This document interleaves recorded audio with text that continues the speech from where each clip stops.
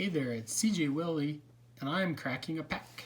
Today is pack number 2 in the Magic the Gathering Core Set 2014 Fat Pack Bingo. Check out my preview video for the explanation on the Core Set 2014 Fat Pack Bingo and how it's going to work. I've added the link to my Magic the Gathering Core Set 2014 Fat Pack Bingo preview video in the description below. So as a reminder, here is a review of the bingo card. Okay, trying to hit bingo. We did pack number 1, as you can tell. Didn't have too much luck, so we're really pressed to not only get maybe multiple things so we can still get blackout, but the things that we need for bingo. So as I crack these packs, remember I am mainly a casual, and let me stress the word casual player. So as I open, the pack, my commentary is going to be focused from a very casual Magic the Gathering player viewpoint. I think it's kind of a cool spin on rating Magic cards. After I open the pack, I'm going to choose the best card out of the pack. Maybe you might agree, maybe you won't, but at least it's going to be fun. So let's get to cracking the pack. So I got pack number 2 here, and we still have 3 through 9 left to go. So hopefully we'll get something good. All right, so let's get to cracking and hope that we can hit bingo. Get a square.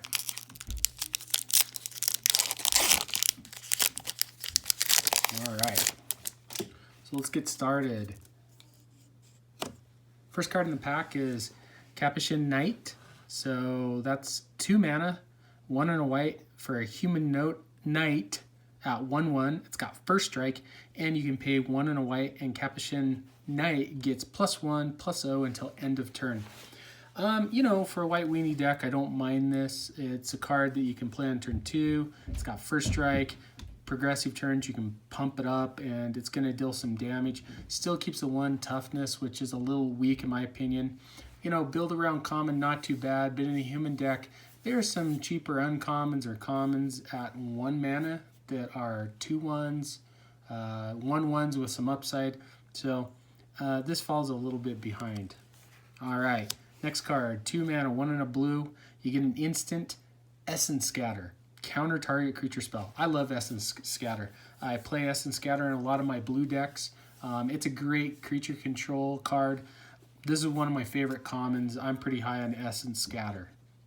Okay, next card, Seismic Stomp. 1 and a red, sorcery. Creatures without flying can't block this turn. Yeah, I mean, it has its utilities in a red deck if you're trying to get through a lot of damage. Say you're running, for instance, I got a really budget Goblin deck. It's pretty much commons, maybe an uncommon there. You want to get through that last bit of damage because you've gone wide and they've got some blockers. Seismic Stomp can get you through. I don't necessarily look to play it too much because I've got other ways to get my goblins through, or sacrifice goblins, do a lot of damage. Next, undead Minotaur. 3 mana, 2 and a black. You get a zombie Minotaur, 2/3 vanilla. No, not even in like a Minotaur tribal deck would I play this. There's a lot of other common Minotaurs, 3 mana that can do a lot more than just this. I mean, it is the core set after all. You're not getting like bombs. Lava Axe. Sorry, I can't talk tonight. 5 mana, 4 and a red, sorcery. Lava Axe deals 5 damage to target player. In draft, I have lost to this card a number of times. I've also won with this card a number of times. It's not something in a standard deck I look to play. It's more kind of a draftable, fun card. Throw 5 mana out there, and you deal the last 5 damage to the player, and you win the game. So it can be kind of a funny surprise, a little bit of a shock, if you will, an expensive shock. Lightning Talons, 3 mana. 2 and a red, enchantment or enchant creature. Enchanted creature gets +3/+0 and has first strike. Now this is a card that I'm not going to build around in a casual kind of 60 card deck, but in limited, either sealed or draft, this card is really fun. It's a really aggro card. You throw it onto your small weenie white creature or maybe a smaller red creature, and if they can't deal with it or they can't get rid of the enchantment, this is going to be dealing a lot of damage. So it's a card I like in like a limited or draft format. Disperse, 1 and a blue, you get an instant return target non-land permanent to its owner's hand. So with Essence Scatter, I played Disperse quite a bit. I know that there are some cheaper cards, like 1 mana return a target creature, but with disperse you can also hit another permanent. It doesn't have to be a creature. So I know I like playing blue, so I'm high on Essence Scatter and Disperse. These are cards that I do feature in casual decks that I play.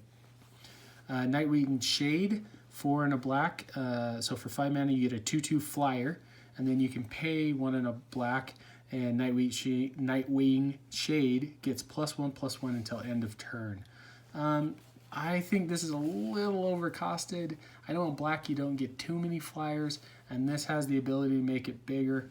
It's not something that I'm too excited about playing in black.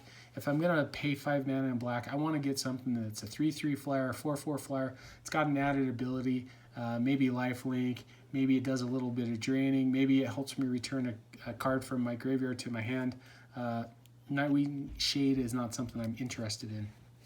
Active Treason, 3 mana, 2 and a red. Sorcery, gain control of target creature until end of turn. Untap that creature. It gains haste until end of turn. I like Active Treason. It's one of those cards, you know, those threaten effects.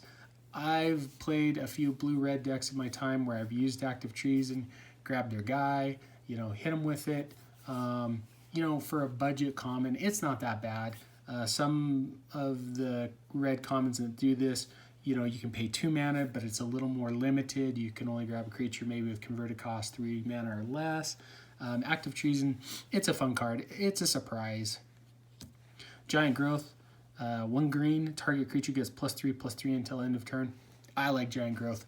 In a green deck, when you're playing creatures that have trample or kind of bigger, beefier stats that can take out a lot of creatures on the opponent's side or deal a lot of damage, Giant Growth has always been one of my favorite cards. We don't see it too often. War of the Spark printed it. Before then, you'd have to go back quite a ways to get a Giant Growth. It seemed like it was getting phased out of standard because it was too powerful, but with it being in standard with War of the Spark, I like Giant Growth. I think it's a cool card. All right, our first uncommon is Voracious Worm. For 2 mana, 1 and a green, you get a 2/2 worm. When Voracious Worm enters the battlefield, it enters the battlefield with X +1/+1 counters on it, where X is the amount of life you've gained this turn. This is kind of a sneaky effect. You know, you're probably going to have to play this in black, green, or white green so you can get the life linking ability. You know, it's okay. You probably got to work a little bit to get it set up. Problem is it doesn't have trample or any sort of evasion, so you know it can be chump block for turn after turn after turn. Though I do kind of like the ability, it's not high on my uncommon list as something to play. Next uncommon is Blightcaster. 4 mana, 3 and a black, human wizard at 2/3. Whenever you cast an enchantment spell, you may have target creature get -2/-2 until end of turn. You know, this was a card that got played in around the time of Theros block, where enchantments mattered. So not the current Theros block or set, but the original Theros block. This was a card that I saw featured in a couple of decks that one of my friends played. It played Blightcaster, and it was pretty much the only non-enchantment creature in the deck. So there were enchantment creatures and enchantments, and this was doing a lot of work killing off my board. So it was an uncommon that I thought was pretty interesting. For 4 mana, 2/3, and then you get the ability if you've got enchantment spells you're casting. I think it can do some work. Our final uncommon is Artificer's Hex. 1 black, you get an enchantment or enchant equipment. Don't see too many of those where you enchant the equipment. At the beginning of your upkeep, if enchanted equipment is attached to a creature, destroy that creature. So this requires quite a bit of workaround. With the way artifacts are going, especially equipment, and there just aren't too many great ones out there in the Pioneer standard environment. The casual decks I'm playing against just aren't playing too many artifacts that are equipment. So I'd have a hard time even really finding a slot to play this. And if I want to destroy the creature, I'm going to use, you know, some budget cards like Murder, you know, a Doomblade. It just seems that those are going to be more efficient than trying to set up something crazy with Artificer's Hex. Okay, now we're to the rare or mythic rare. We haven't hit a bingo square yet. Let's hope we've got something good. So we have Ogre Battle Driver. Well, it's not going to qualify for any of this on here. Ogre Battle Driver, 4 mana, 2 and 2 red. You get an Ogre Warrior, 3/3. Whenever another creature enters the battlefield under your control, that creature gets +2/+0 and gains haste until end of turn. So I think this is a somewhat reasonable and cool card in red. It's a little disappointing that it's 4 mana. By the time you play this, you may have already played out your hand, but it does help a little bit. Let's say you've kind of run down low on your hand, and maybe you're drawing off the top of the deck creatures, and those creatures are a little puny. This isn't too bad. I mean, it's a 1/1 goblin, maybe a 2/2 creature, maybe another 2/2 creature or a 3/3 creature. You can play it, and it's going to go to a 3/1, 4/2, 5/3, etc. with haste, and can surprise and deal a little bit of damage. So it's a card, I don't mind. It's kind of in a weird spot. It's not like, a Hellrider where you play it at 4. It's already got haste, and you're attacking it with a lot of creatures and dealing extra damage. But I think it's got some utility. It's a 60-cent card, so that's not too bad for a rare and a core set. But it's just not quite what we're looking for on our bingo board. And then we have a plains and a 1/1 sliver token. I wonder if a 1/1 sliver token has some value. I might have to look that up and include it in the review video. Okay, favorite card out of the pack. I know the last review I went right back to my blue roots. In this particular one, I am going to go with Ogre Battle Driver. I haven't had an opportunity to play it.